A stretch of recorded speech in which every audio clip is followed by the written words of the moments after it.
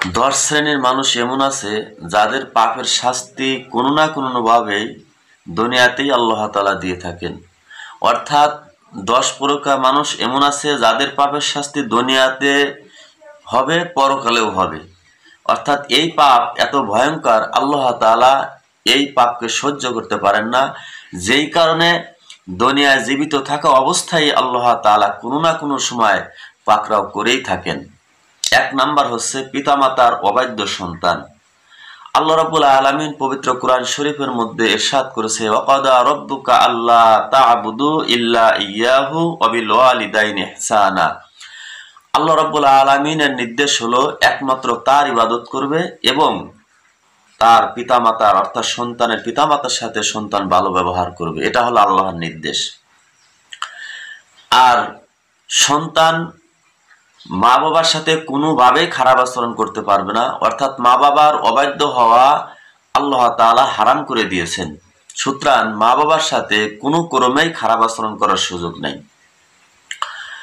আল্লাহ রাব্বুল আলামিন পবিত্র কোরআনে আরো বলেছেন, উফফি ওয়ালা তানহারহুমা ওয়া কুল লাহুমা কওলান কারীমা। মা বাবারে উফ শব্দ পর্যন্ত বলবা না, ধমক দিয়ে কথা বলবা না, তাদের সাথে ভালো ভালো কথা বলবা। এরপর আল্লাহ তাআলা লাস্টের অংশে বলেছেন, ওয়াকুর রব্বির হামহুমা কামা রব্বায়ানি সগীরা। আর তাদের একজন অথবা দুইজনকে যদি বৃদ্ধ অবস্থায় পাও, তাদের জন্য দোয়া করবা, হে আল্লাহ, ছোট্টবেলায় যেভাবে আমার পিতামাতা আমাকে আদর সোহাগ দিয়ে ভালোবাসা দিয়ে লালন পালন করেছে, তুমি তাদের সাথে সেরকম আচরণ করো। মা বাবা যদি কারো মারা যায়, দুনিয়া থেকে বিদায় নিয়ে যায়, আমাদের সমাজে প্রচলিত আছে এলাকার আলেমকে নিয়ে আসে আর গ্রামের মানুষদেরকে খাওয়ায় দেয়। আসলে ভাইজান, আপনার বাবার জন্য, আপনার মায়ের জন্য আপনার যেই দরদটা আছে, অন্য মানুষের কিন্তু সেই দরদ নাই, সেই ভালোবাসা নাই। সুতরাং আপনি মন থেকে ভালোবাসা দিয়ে আল্লাহর কাছে দোয়া করেন, আল্লাহ তাআলা আপনার দোয়া আগে কবুল করবে। মা বাবা কোনোভাবে অবাধ্য হওয়া যাবে না, তাদের কথার বাইরে যাওয়া যাবে না। যদি তারা শিরকমূলক কাজের কথা বলে, তাহলে সেই ক্ষেত্রে শিরকের কাজ করা যাবে না। বাকি সমস্ত ক্ষেত্রে অর্থাৎ আল্লাহর বিধান অমান্য হয় এমন নির্দেশ যদি না দিয়ে থাকে, তাহলে সব কথাই মানতে হবে।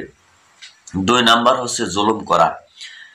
পবিত্র কোরআন শরীফে আল্লাহ তাআলা ইরশাদ করেছেন, ওয়াসায়ালামুল্লাযীনা যালামু আইয়া মুনকালিবিন ইয়ানকালিবুন। আল্লাহ তাআলা বলেন, অচিরেই জুলুমকারীরা জানতে পারবে তাদের গন্তব্যস্থল কোথায়। অর্থাৎ এই আয়াত আল্লাহ তাআলা বুঝাইতেছেন তাদের গন্তব্যস্থল হলো জাহান্নাম।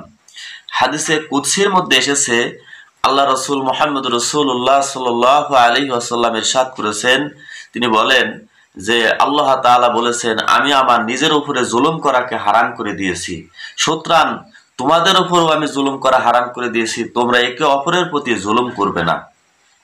শুধু জুলুম করা নয়, আপনার সাথে আপনার প্রতিবেশী আরেকজনের উপরে জুলুম করছে, আপনি তারে বাধা দিবেন। নিজে তো জুলুম করবেনই না, অন্যকে যখন বাধা দিবেন, কিয়ামতের ময়দানে আল্লাহ তাআলা আপনাকে জাহান্নামে নিক্ষেপ করা থেকে বিরত থাকবেন। জুলুম একটি ভয়ঙ্কর গুনাহের কাজ। এক ভাই আরেক ভাইয়ের সম্মান নষ্ট করা ইসলামে হারাম করা হয়েছে।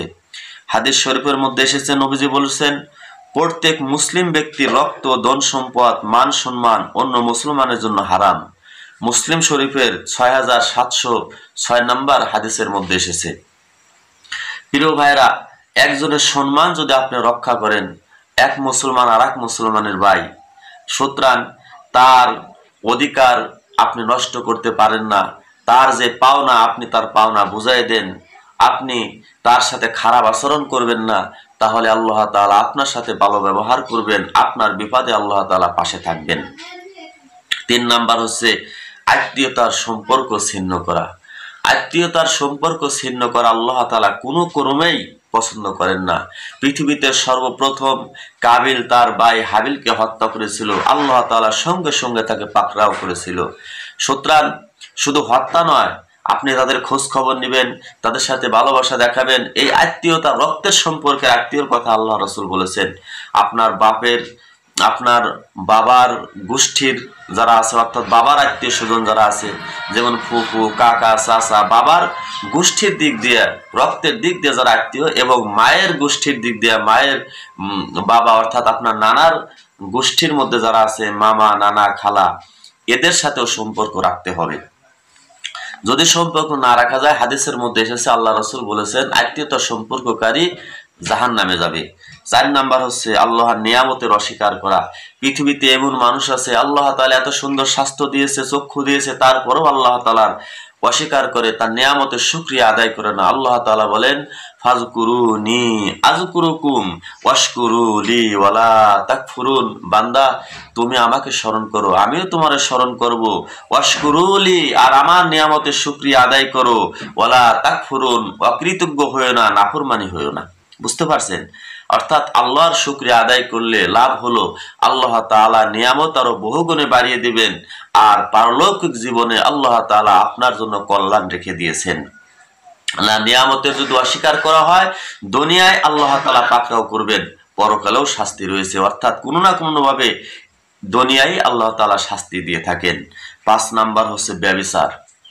এই ব্যভিচার এত ভয়ঙ্কর গুনাহ, অনেকে জেনা করে থাকে, অন্য মহিলার সাথে, পরের স্ত্রীর সাথে জেনা করে থাকে। আবার অনেকে আছে হস্তমৈথুন করে থাকে। ইসলামে হস্তমৈথুন করা হারাম করা হয়েছে, পর নারীর সাথে জেনা ব্যভিচার করাও হারাম করা হয়েছে। যদি কেউ এগুলো করে থাকে, কোনো না কোনো সময়ে মৃত্যুর আগ পর্যন্ত আল্লাহ তাআলা দুনিয়াতেই শাস্তি দিয়ে থাকেন, আর পারলৌকিক জীবনে তো শাস্তি আছেই। তবে হ্যাঁ, যদি কেউ তওবা করে আল্লাহর কাছে মাফ চায়, আল্লাহর কাছে ফিরে আসে, তাহলে আল্লাহ তাআলা মাফ করতে পারে, যদি সেইভাবে আপনি কাকুতি মিনতি করে তওবা করেন। তবে হাদিসের ভাষ্য মতে এই ব্যভিচার করে থাকলে দুনিয়াতেই শাস্তি আল্লাহ তাআলা দিয়ে থাকেন, আর পারলৌকিক জীবন তো আছেই। 6 নাম্বার হচ্ছে হারাম খাওয়া। হারাম বিভিন্ন প্রকারের আছে, যেমন কারো সম্পদ জোরপূর্বক দখল করা, ডাকাতি করা, চুরি করা, ঘুষ খাওয়া, সুদ খাওয়া ইত্যাদি বিভিন্ন প্রকার হারাম আছে। এই হারাম খাদ্য খাইলে আপনার নামাজ, রোজা, হজ, যাকাত কোনো কিছুই কবুল হবে না। হারাম খাওয়ার কারণে আল্লাহ তাআলা আপনার উপরে লানত বর্ষিত করবে, দুনিয়াতেই আল্লাহ তাআলা পাকড়াও করবেন। আল্লাহ বলেন ইন্না বাতশা রাব্বিকা লাশাদীদ, আমার ধরা শক্ত ধরা, যখন আমি কাউকে ধরবো তখন কিন্তু আর তোমাকে ছাড়বো না। প্রিয় হাজির, এই আলোচনাগুলো শুধু শুনলে হবে না, আমল করতে হবে। কি করতে হবে? আমল করতে হবে। 7 নাম্বার হচ্ছে মিথ্যা কসম খাওয়া এবং ধোঁকা দেওয়া। এই ধোঁকা দেওয়া এটা মুনাফিকের লক্ষণ। আল্লাহ রাসূলের সময় কাফেররা রাসূল করিম সাল্লাল্লাহু আলাইহি ওয়াসাল্লামের সাথে কথা বলতেন, রাসূলের পাশে নামাজ পড়তেন। আবার যখন কাফেরদের সাথে দেখা হতো তখন বলতো যে আমরা তোমাদের সাথে আছি, আমরা ধোঁকা দেওয়ার জন্য মুহাম্মাদের সাথে গিয়েছিলাম। নাউযুবিল্লাহি মিন যালিক। ব্যাপারটা বুঝতে পারছেন কত বড় খারাপ? সুতরাং ধোঁকা দেওয়া কোনোভাবেই কাম্য নয়। যদি কেউ কারো ধোঁকা দিয়ে থাকে আর কসম খেয়ে থাকে, কসম খারাপ মানুষই বেশি কাটে, কসম কাটা ভালো নয়। যদি কেউ এরকম মিথ্যা কসম কাটে আর ধোঁকা দিয়ে থাকে, তাহলে আল্লাহ তাআলা দুনিয়াতেই পাকড়াও করবে, আর পারলৌকিক জীবনে তো শাস্তি আছেই। 8 নাম্বার হচ্ছে যাকাত না দেওয়া। যাকাত হচ্ছে ইসলামের একটি ভিত্তি। ইসলামের 5টি ভিত্তি রয়েছে। এই 5টি ভিত্তির যে কোনো একটি ভিত্তি বা খুঁটি যদি কেউ অমান্য করে, তাহলে তার জন্য পাকড়াও রয়েছে। যদি কোনো মানুষ দুনিয়ায় ঘর উঠায় আর সেই ঘরের খুঁটি যদি নড়বড়ে থাকে, ঢিলা থাকে, তাহলে কিন্তু সেই ঘর সামান্য বাতাসে নড়াচড়া করে। ঠিক তদ্রূপ যদি কেউ ইসলামের এই 5টি খুঁটির যে কোনো একটি অমান্য করে, তাহলে তার ইমানের ভিত্তি ওইরকম দুর্বল হয়ে যায়, অর্থাৎ ওই রকম ঘরের মতো নড়াচড়া করে, ইমান হালকা হয়ে যায়। যেই কারণে ইসলামের এই 5টি ভিত্তির কোনো একটি ভিত্তিকেও আপনি অবহেলা করতে পারবেন না। যাদের উপরে যাকাত ফরজ হয়েছে, অবশ্যই তাকে যাকাত দিতে হবে। যাকাত না দিলে কিয়ামতের ময়দানে এই যে যাকাতের টাকা, গরিবের হক আপনি নষ্ট করে খাইলেন, কিয়ামতের ময়দানে এই টাকাকে সাপ বানিয়ে আপনাকে ধ্বংসন করাবে, এমনকি আপনাকে আগুন দিয়ে পিঠে সেক দেওয়াবে। এটা কঠিন ভয়াবহ শাস্তি রয়েছে। প্রিয় ভাইরা, আল্লাহ তাআলা পবিত্র কোরআনে বলেছেন আকিমুস সালাতা ওয়া আতুজ যাকাত। যেখানে আল্লাহ তাআলা নামাজের কথা বলেছেন, সেখানে আবার যাকাতের কথাও বলেছেন। যাকাত অবশ্যই দিতে হবে। যাকাত দিলে সম্পদ কমে না, যাকাত দিলে সম্পদ বেড়ে যায়।